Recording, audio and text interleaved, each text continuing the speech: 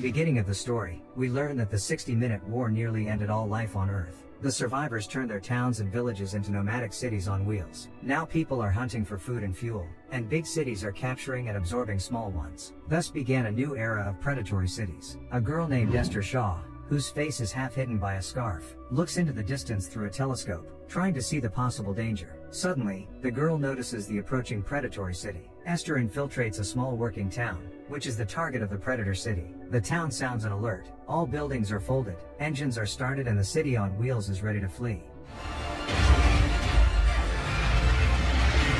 Magnus Krome, the mayor of nomadic London, orders the capture of the Bavarian town of Salthook in order to absorb its resources. The small town does not give up and continues to fight for freedom, while for the inhabitants of London, the capture of another town is just entertainment. Due to fleeing quickly, the Bavarian town is falling apart. London releases several harpoons, captures the city, and the mayor orders it to be sent for recycling. The huge city easily absorbs the small one. Meanwhile, young historian Tom arrives to work at the London Museum. There he meets a girl named Catherine, who is studying the history of the ancients and the causes of the 60-minute war. They walk through the halls of the museum, where one can see artifacts such as smartphones and computers. Tom wants to tell Catherine more about the war and invites her to his workshop where he sorts and repairs antiques. The guy managed to restore a video, which shows the result of using a quantum energy weapon called Medusa. Explosions all over the planet destroyed almost all life and forever changed the course of history. Tom tells Catherine that dangerous artifacts have recently started to disappear from the workshop. Now the guy hides various military objects in a cache and wants to destroy them at the opportune time,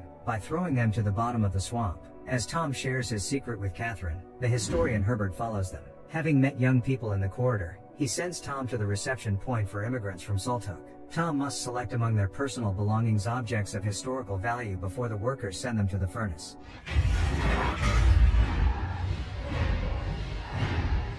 On the lower levels of the city, migrants are examined. They are forbidden to carry weapons, but Hester Shaw manages to hide a dagger from the inspectors. At the same time, an announcement is being broadcast in the city about the search for Anna Fang, one of the agents of the League of Opponents of the movement. Catherine helps Tom get to the lower level faster, and there they meet Thaddeus Valentine, Catherine's father and head of the Historians Guild of London. Among personal belongings, they accidentally find a nuclear inverter battery. Tom informs Thaddeus that he had a lot of such batteries, but for some reason they were seized by the Guild of Engineers. Valentine defends the old resident of Salthook from the willfulness of the customs officer and appeals to people whose city has just been swallowed up, promising them shelter, work and a chance to start a new, better life. Hester notices Valentine and her eyes fill with anger. The girl is determined to end the eminent historian. Hester draws the dagger and, before stabbing, reveals that it is revenge for Pandora Shaw, her mother. This is for my mother. The girl manages to injure Valentine, but Tom, who runs to help the man, does not allow her to finish what she started. During the fight, the girl's scarf slips off and we see a lot of scars on her face. Hester is forced to flee, but Tom pursues her. The girl overcomes a long way, meeting many dangers, but Tom does not plan to retreat. Hester Shaw finds herself on the edge of a waste chute and has no choice but to jump right into it. Tom grabs her arm at the last second, preventing her from falling. The girl says that Valentine took the life of her mother and that he does this with everyone who gets in his way. Valentine catches up with the young people, and Hester falls deep into the chute. A shocked Tom tells Thaddeus that he couldn't save the girl. The guy tells him Hester's words about her mother, and suddenly Valentine pushes Tom himself into the chute. Nervous, Catherine rushes to the scene. Her father tells her that the railing broke down and Tom and the stranger fell down. Suddenly, Catherine notices a mechanic named Beavis Pod, who saw what really happened. The girl feels that her father is hiding something. Catherine tries to find out from her father who the stranger is. Valentine says that this is the first time he has seen her and that she may be from the Anti-Traction League. The man tries to convince his daughter that stationary and moving cities can never live peacefully. The stationary city of Shanguo develops an alternative civilization using traditional cities that are protected by the shield wall. According to Valentine, the enemies are just waiting for the moving cities to weaken from hunger, and are simply obsessed with the idea of destroying London. Scout ships go looking for Tom and Hester. The girl understands that she cannot reveal herself, otherwise she will not survive. She searches Tom, who is just beginning to regain consciousness, takes the knife from him and leaves. The frightened guy asks the girl not to leave him. Hester is very angry with Tom, because she tried to get close to Valentine for 6 months, and the guy ruined everything. He apologizes to Hester and begs to help him get to London. Valentine communicates with Mayor Krome, who informs the historian that all of the city's resources have been depleted. Thaddeus has long been developing a pioneering energy project, but the mayor is already tired of waiting. Catherine overhears their conversation, and her father explains to her that municipal Darwinism, the principle of hunting each other, according to which all predatory cities live, has already outlived its usefulness. But Thaddeus has a plan to keep London alive at all costs. Not having Magnus Chrome or Hester Shaw stop me now.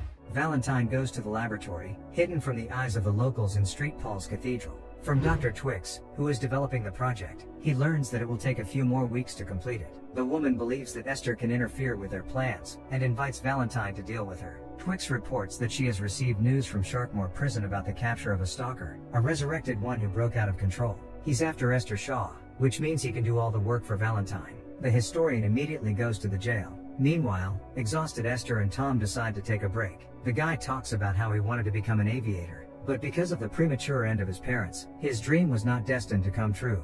He asks Hester about her mother, but the girl is not yet in the mood to talk about personal things and is still angry with Tom. At night, Tom spots a market town and calls people for help. Hester hurries to stop the guy, because the Southerners, who went out to hunt at night, will not save them. They dodge the harpoons and suddenly fall through the hatch of a car called the Scuttlebug. Tom rejoices at the rescue and asks the owners for a ride to the nearest market town.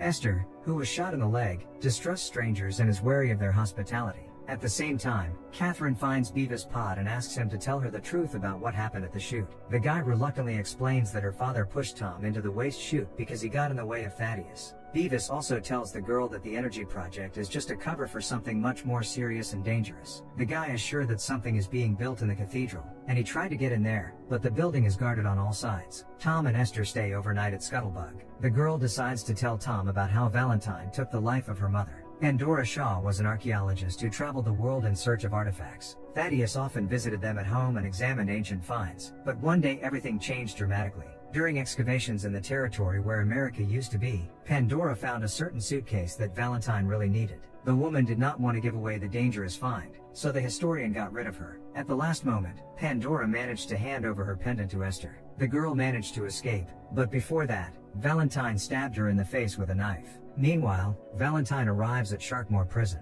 There he learns that the stalker is very dangerous and has already destroyed a whole city. Thaddeus goes to the punishment cell in which the resurrected is held, and asks why he needs Hester and what he will do with her when he finds her. A frightening creature with bright green burning eyes replies that Hester broke her promise and for this he will destroy her. Valentine attacks the prison, freeing the monster, and the stalker goes hunting. Toward morning, Tom informs Hester that they have changed course and are now heading south, and their owners lock them up. They try to get out of the trap, and Tom finds a hatch, but Hester refuses to jump due to her injury. Tom decides not to leave the girl and stays with her. An auction is taking place in the slave market. Hester and Tom are going to be sold into slavery. Suddenly, Anna Fang is in the crowd, a wanted resistance agent who is cracking down on crazy Southerners.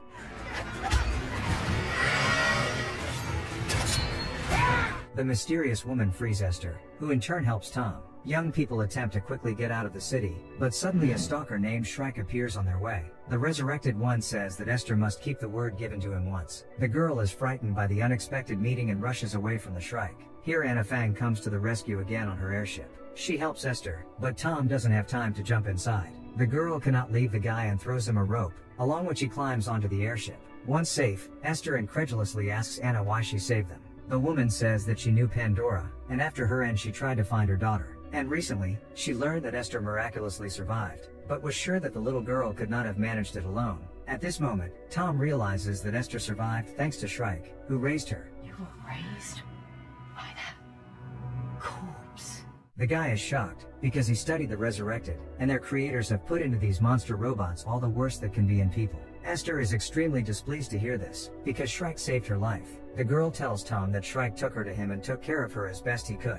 He was interested in the pendant that Pandora gave Hester, and he took it to himself with the girl in addition. He collected dolls and various broken things in which he saw his own reflection. There seemed to be some memory of family and a normal life in Shrike. One day, watching the constantly saddened girl, he suggested that Hester become the same as him, so she would be cured of her suffering forever. After all, cyborgs do not remember anything and do not feel. I will remake you. Hester agreed and promised to become a cyborg, but soon the girl found out that London had entered the great hunting grounds, and fled from Shrike, because she had a chance to take revenge on Thaddeus Valentine. Meanwhile, Herbert, a young scientist who saw a warehouse of military artifacts in Tom's workshop, tells Valentine about his find in the hope of a promotion. Soon after this conversation, Catherine and Beavis learn that all the exhibits were stolen and taken to the cathedral by members of the Guild of Engineers. Through a secret passage in the workshop, Catherine and Beavis make their way up the winding stairs to the cathedral to find out what is really going on there. Whatever it is they are doing in that church has nothing to do with God. With the help of stolen parts, scientists complete the construction of the machine and adjust all systems. Now London is ready for war with Shan Guo, and Valentine orders to move east. Anna Fang with Esther and Tom land in the flying city of Airhaven. Esther and Tom meet members of the anti-movement league from Shan Guo. Anna says that Pandora asked to find Esther, because only she can stop Valentine. The girl does not know how she can help. She only remembers that on that fateful evening Thaddeus took a box from her mother. Captain Cora reveals that Valentine started buying up nuclear inverter batteries half a year ago, and suddenly Tom remembers a recent conversation with Thaddeus. The guy draws the sign of the quantum weapon, and Esther confirms that she saw it on that box. Now the guy understands that Pandora has found a computer, a system for accessing the Medusa quantum energy weapon. It is possible to disable it only with the help of a special key, but it has long been lost. Medusa is live. An enraged Magnus Chrome bursts into the cathedral and demands from Valentine to explain why he is issuing orders behind his back. But suddenly he turns his attention to the newly launched Medusa and is speechless. Valentine explains that with such weapons, London is invincible. Chrome is against unleashing another war and demands to turn off the machine, but no one obeys his orders. Valentine plans to take over the whole world, and he gets rid of the mayor, as well as anyone who gets in his way. Catherine and Beavis are horrified by what they see in the cathedral. Valentine's daughter realizes that she no longer has a father. She will never be able to forgive him for what he did. There's a commotion in Air Harbor. The resistance members discover that London is moving towards Shan Guo and that they have only hours left to stop Valentine. The mad historian wants to destroy the shield wall, about which the governor must be warned. Suddenly, the flying city loses electricity. Esther realizes that Shrike has come for her. The resistance members open fire on the cyborg and do not listen to Esther, who asks them not to shoot. A fire starts. Residents of the city are in a hurry to evacuate. Suddenly, Shrike reappears in front of Esther and Tom. Tom attacks him, but the cyborg stops the guy and is about to end him. Esther begs Shrike to let him go, and then the resurrected understands that the girl loves Tom. Before his end of multiple wounds, Shrike frees Esther from her promise. He gives the girl her mother's pendant and passes out. During a blackout, Shrike reminisces about moments from their life with Esther, as well as their real child. Esther and Tom are again rescued by Anna Fang in an airship. Air Harbor burns to the ground. The Anti-Movement League members head to Shan Guo. Thaddeus Valentine addresses the people of London and announces his plans to take over Shan Guo. The territory of the city will become their new hunting grounds. People rejoice and enthusiastically support Valentine's ideas. Resistance members arrive in Shan Guo. Anna convinces the governor to get the fleet up in the air to hit London first. An alarm sounds in the city. All residents are on alert. Captain Cora discusses a plan for a preemptive attack with his comrades in arms. Dozens of Shan Guo warships are already in the sky. Meanwhile, the dome of St. Paul's Cathedral opens and London is ready to strike. On the altar of the League of Opponents of the Movement, Esther sees an image of a deity with a third eye, the same as the pendant that her mother left her. She opens it and finds the same key that allows her to turn off Medusa. The girl hurries to tell Tom about the find. Anna realizes that London will attack Shan Guo's shield wall in a matter of seconds and orders everyone to run away from it as far as possible. Valentine gives the command to activate the Medusa, after which the wall is shaken by a powerful explosion and engulfed in hellfire. Meanwhile, London restarts the mechanisms to deliver a second strike. Esther and Tom tell Anna about the found key. They suggest that the resistance members go to London, because this is the only chance to turn off the quantum weapon. Everyone supports the dangerous undertaking, because the Allied fleet has already been destroyed, and now they have nothing to lose. Anna, Esther, Tom and their associates are determined to break through to London through heavy fire. Not everyone survives a fierce battle with the enemy. Esther and Anna enter the cathedral. While Esther makes her way to the computer, Anna distracts Valentine and they have a sword duel, in which Anna is seriously injured. At the last second before the next blow, Esther stops Medusa.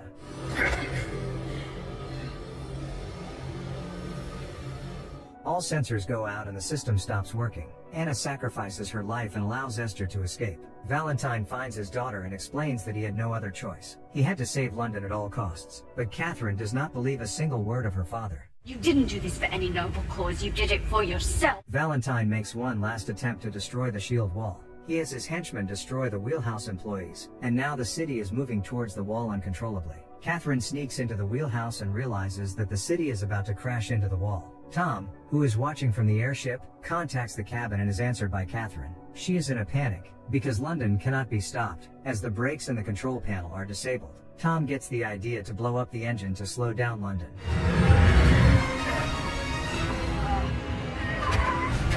Meanwhile, Valentine tries to escape but is pursued by Hester. She is ready to shoot him, but suddenly Thaddeus informs the girl that he is her father. Startled by this news, she drops her guard and Valentine knocks the weapon out of her hands. They continue to fight when Tom suddenly appears and rescues Hester. After that, the guy shoots down Valentine's ship. Thaddeus miraculously survives the shipwreck, but soon finds himself under London's caterpillars. The Londoners, led by Catherine, are approaching Shanguo. The governor allows the survivors to enter the city. The feud between London and the Anti-Traction League is over. Hester and Tom go on an airship trip, because they have dreamed of seeing the world all their lives. Do you think that former enemies will be able to keep the peace for a long time? Or are wars over territory and resources inevitable?